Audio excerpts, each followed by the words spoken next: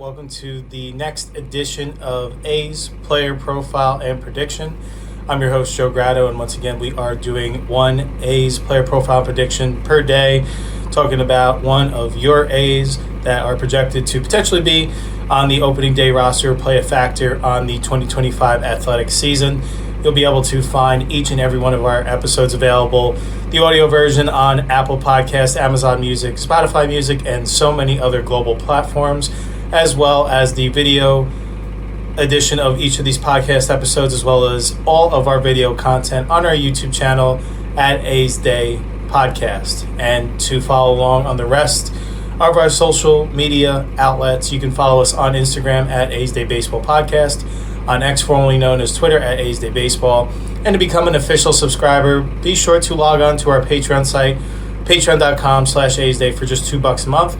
You'll be entered to win monthly A's Day t-shirt giveaways, A's memorabilia, future A's ticket giveaways, and so much more as we grow the A's Day family together.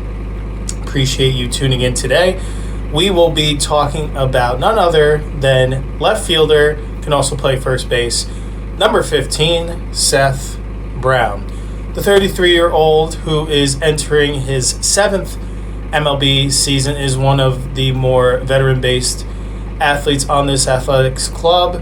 He continues to provide some longevity through battling injury and showing continued promise and being able to show that flexibility by playing. I did mention at the height of the show that he is the left fielder, and that is the position he most likely will see the most time this year. But he does have that outfield versatility and flexibility to be able to play a pretty solid outfield at left field, center field, and right field too as well. And he can definitely hold his own at the first base position too. So 4 different areas of that Brown will be able to help out the team defensively and to ensure to find different ways for him to get at bats, because the outfield room, there is a lot of depth there. There are a lot of positive pieces on this athletics team, so it's just finding the best lanes and matchups for Brown to be successful and to continue to flash that left-handed power. But Brown, just to give you a little bit of a background, he was originally drafted back in the 19th round of the 2015 draft by the Oakland Athletics, so he has always been in the athletics organization and slowly but surely made his way through the organization, through the minor league affiliates, and on August 26, 2019, he made his Major League Baseball debut against the Kansas City Royals, and he actually was able to get his first MLB hit against right-handed pitcher Jorge Lopez in his first at-bat. So very cool. I'm sure the nerves and butterflies are racing like crazy when you're standing at the dish. You hear about those stories about guys that may have started their career 0 for 5, 0 for 7. Maybe it's a week goes by, maybe they haven't gotten their first hit or whatnot. But I'm sure that was a weight off his shoulders at the time. So much anxiousness, wanting to make an instant impact. It's been a dream that you've been waiting for your whole life, and in that moment to be able to get your first professional Major League Baseball hit and your first at-bat, that probably had to be a cool moment. He did end up turning that into a multi-hit performance as he went 2 for 6 in the game, in a game that the A's ended up actually winning 19-4. So hence why all those opportunities to get up to the dish, it's either the game goes in extra innings or it's a blowout. And it's good he was able to be a contributing factor right from day one. Probably a cool way to start your MLB career. He also did have an RBI and 2 runs scored in that game too as well. So definitely a good first impression for the A's. And he's been in the organization ever since. So obviously there have been some ups and downs, and we'll get to that here shortly. On his first display of what he could do with the A's in his first 26 games, he batted .293 with 8 doubles, 2 triples, 13 RBIs, and 11 runs scored. Definitely a really good opportunity and way to start off your career. With that, the expectations do come about with that. And unfortunately, he was in a position where a lot of guys during the 2020 COVID-shortened season were left not getting the proper development that a lot of the athletes have come before them and the ones that are coming after him since things have gone back to normal. 2020 was really a hindrance on development. And maybe this could be a topic for discussion on another episode, the could be why maybe we're seeing more guys get hurt. There was more of a steering away of traditional pitching and guys ramping up, utilizing, and this has nothing to do with Seth Brown, but ramping up for just focusing on increasing velocity instead of pitching with intent.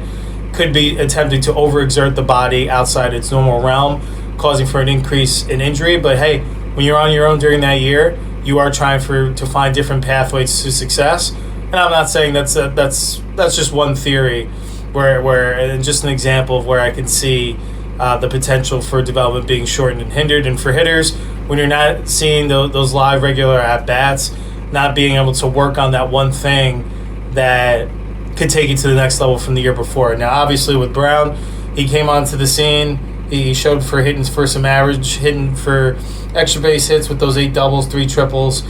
I'm sure there was those signs that, and you'll see as he goes along in his career, definitely struggles more with the off speed as compared to hammering high velocity fastball. So, 2020 could have been a time, could have had that traditional work in spring training, working with major league and minor league instructors during that time to come up with a plan. Him and Seth Brown, unfortunately, along with a lot of guys in that similar time frame of boat in terms of development, 2020 it didn't happen. All there was that shortened major league season. Minor league baseball didn't compete. For the guys that were fortunate enough to make what was called the taxi squads, which were a group of players that were not on the active roster but were still continuously training, so that if there was a need at the major league level due to injury, and at the time players, if they were suffering from COVID, would have to miss time, you'd have a healthy body ready to go at the taxi squad. So the minor league system was, as was a lot of things in our world during that time, altered greatly, and baseball obviously had to adapt and adjust, and do think some players came out on the other side all right, but there are others I do think really missed out on that year of development in 2020.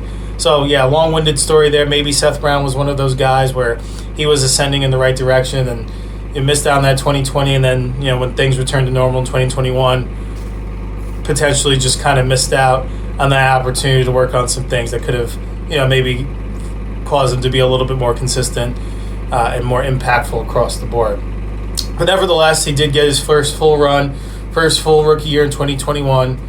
Like I had mentioned, the reason why I built up that whole story, because he did end up being stunted by that development, by the COVID-shortened season with no minor league season and no normal spring training, things like that. In 111 games in 2021, he batted .214, batting average .274 on base, and .480 slug with 20 home runs, 48 RBIs.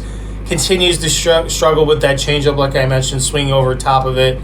And during that year, between injury and inconsistencies with consistent bat-to-ball rates, unfortunately.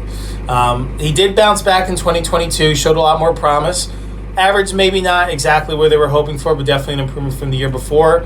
He batted .230 with a .305 on-base percentage and .494 slug, 25 home runs, 73 RBIs, 28 doubles in 150 games. So certainly a lot more productivity, and definitely a sounding board to finally maybe put it all together in 2023, the hitter that they've all been waiting for. This guy, he can groove fastballs like anyone's job. Saw it during spring training where we saw them hitting off the high-velocity machine. He was just hammering the high-velocity fastball all over the ballpark.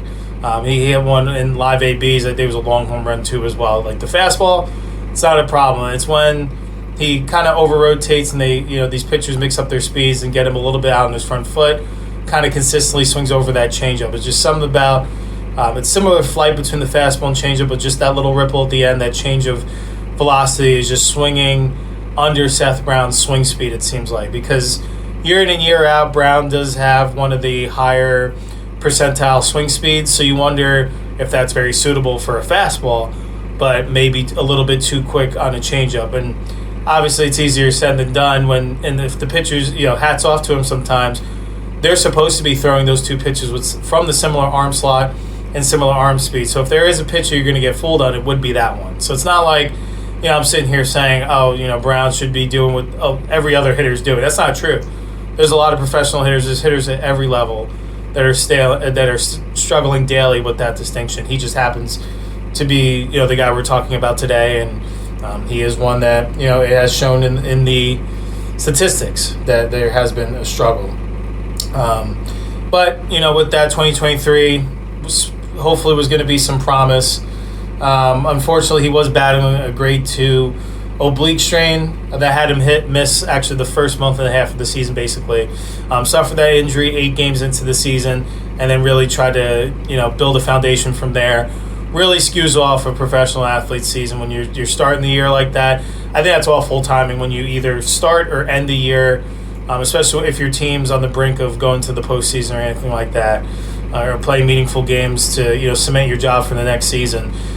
Bookending injuries is definitely not the case of, maybe not most ideal for the individual professional athlete. Maybe more for the team so that you can adjust and bring in some reinforcements at the beginning or end of a year, or maybe looking ahead if it is at the end of the year for someone they can look ahead to for the next season, depending on the severity of injury or anything like that. But nevertheless, Brown, 2023, it was just kind of an injury-riddled year for him. Again, grooving that fastball, but he only did hit 171 against off-speed pitches, and that's just not going to fly. Pitchers are going to hammer you to death. If you are showing a clear weakness, they're going to keep attacking that weakness until you wilt.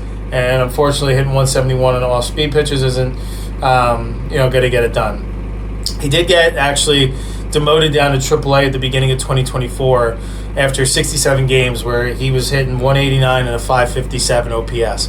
Again, they're just giving him chance after chance, and and Brown seems like someone who's very diligent about his work ethic and about his plate discipline and about improving in all aspects of his game. Just something wasn't clicking, right? And sometimes you just need that change of scenery.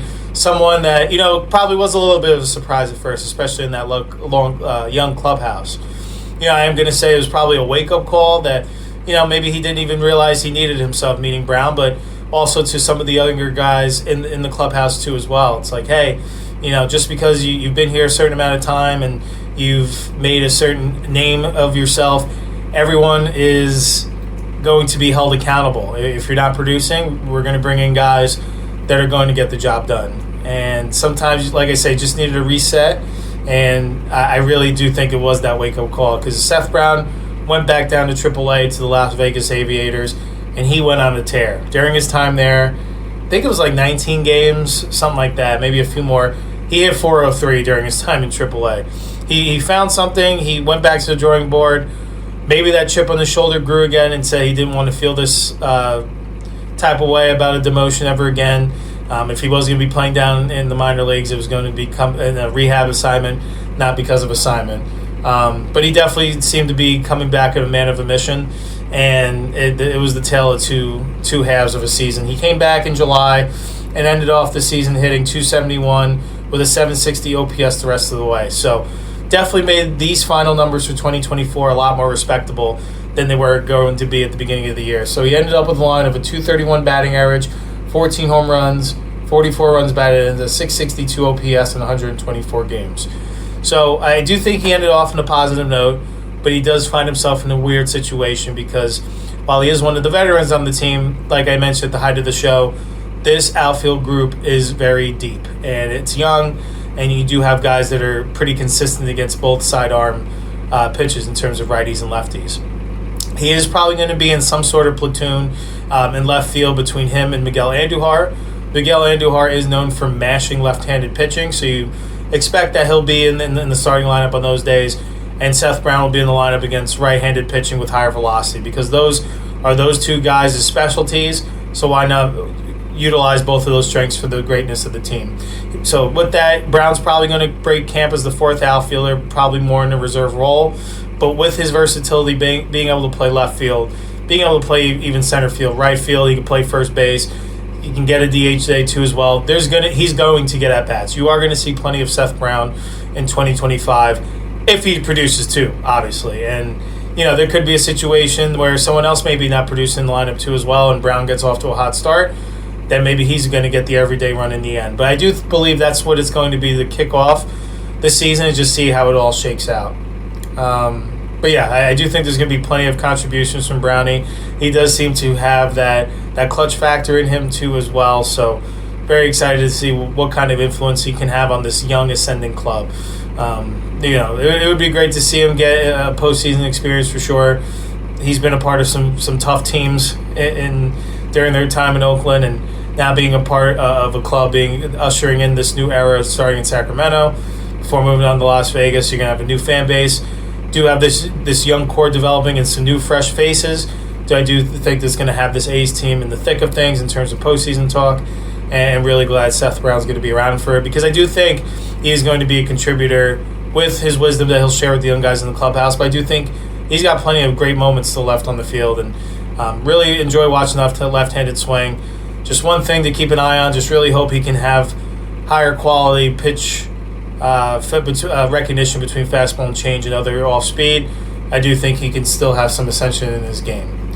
And be sure to take a look at there was just one concerning trend with Brown. He was definitely hitting the ball more on the ground as compared to in the air. You could see over the last 3 to 4 years, there's been a consistent trend where it seems like his ground ball percentage and weak contact percentage is consistently on the rise, while his ball in the air percentage and barrel percentage is decreasing. And that was the one that stood out to me. The barrel percentage went from 12.2% in 2023 to 8.4% in 2025. So that's something, and that's where we're going to mark the over-under to as well. Not to jump ahead, but just want to keep an eye on that barrel percentage, because I do think it's really important for now barreling up baseballs, the productivity that you're going to have for your club. You're going to have to get real lucky. And nothing against Seth Brown, but he can definitely move for his size, but it's not like someone you can, is going to be bunting for hits. He is someone that's going to be working gap to gap. So it's, for certain guys, barrel percentage means more than to others. Like, for example, on the A's, right? So like I'm saying how important barrel percentage is for Seth Brown, I don't think it's as important for someone like Esteury Ruiz, where I think, if Esteury Ruiz puts the ball on the ground, he can leg out infield single. He can, just find those little, like, for lack of a better term, Punch and Judy kinds of hits that he can leg out. Like that, that's how baseball is, and that's what makes it so unique. Guys have different roles on each team, and there's different pathways to success. So that's just something I want to keep an eye on. And I saw all those stats on Baseball Savant. If you are a baseball addict, really want to dive into the nitty-gritties of the game, Baseball Savant's a really good resource page. They'll show you all, the regular numbers like average, home runs, RBIs, all that. But they'll show you all those percentages that I was just rattling off, like barrel percentage, contact percentage, and so much more. They'll show you spin rate. They'll show you all the trends. You can get lost in that for hours. I'm sure I will at some point in the future for sure. But with that, before we get on out of here, we're just going to talk about Seth Brown's projections for 2025 and go over the over-under. Thank one of the locations that we visited in Mesa. Thanks to our partner, Visit Mesa. Then we'll let you get on out of here to enjoy the rest of your day. So for 2025, Seth Brown, they're projecting him to play in 71 games, 238 batting average, 295 on base, and a 433 slug, 14 home runs, 49 RBIs. And so with that, I think they're kind of confused as to what his role is going to be too as well. 71 games seems a little low, unless they're banking on him, maybe having some sort of injury, unfortunately. Or if they really do think the A's are going to stick full platoon in left field with Brown and Andujar, then I could see that being a possibility. I just do think they're going to move Brown a little bit more around than that. And I see him ended up closer to 100 games. I don't know why it popped in my head that he would play like 101 games. So with a projection and over-under and our predictions so different, we didn't want to choose that as the over-under 30-game gap. I felt that would be too much. So we're going to stick with tracking the barrel percentage. So going to do it a little different this episode. We're going to track what he did for last year's season, just so we can compare it side by side, since that is the most recency bias stat. His 8.4% barrel rate, it can't get lower than that. And if anything, we'd like to at least get it back up to 10, but if anything, I think just the key thing is to make sure it doesn't go below that. But we're going to take the over there. I do think he found something in his groove in that second half when he came back. It just seemed like, as a team, this A's team came back. for their final 70 games and really had a lot of positive mojo momentum heading into 2025, ending 35-35 and mashing homers all the way. So I do think Brown got that chip in his shoulder again, and I think being nestled somewhere in this pretty deep lineup, I think, is going to provide some benefit for him. So we're going to predict his hard barrel percentage will tick back up to 10.3%. It just has to. If it gets below 8.4, we may be having a different conversation about Seth Brown that I don't want to have, because I do enjoy the way he plays, do think he's the perfect fit in this club, and wishing him nothing but success in 2025. And with that, we are going to thank Mesa Historical Museum and just shout out an event that they have coming up this weekend, actually. So if you're down in the Mesa, Arizona area, or if you're heading down there for spring training, maybe give something for you and all the family to enjoy. The Mesa Historical Society Museum records and tells the story of Mesa residents, past and present. This Saturday, March 15th, from 10 a.m. to 4 p.m. at Mesa Historical Museum, there will be a celebration of all things feline. That's right. They are hosting their second annual 2025 Cat Fest at the Mesa Historical Museum. That's right, MEWSEUM. It is a free event, so if you're looking for something to do this weekend, be sure to take it all in. They're very proud of the art gallery that they have as a space in the back corner of the museum. Don't want to give anything away. It was creations that were made approximately 20 to 25 years ago, been on display for at least a decade. So be sure to check out the Mesa Historical Museum. They are located North Horn Avenue in Mesa, Arizona. You'll be glad you did.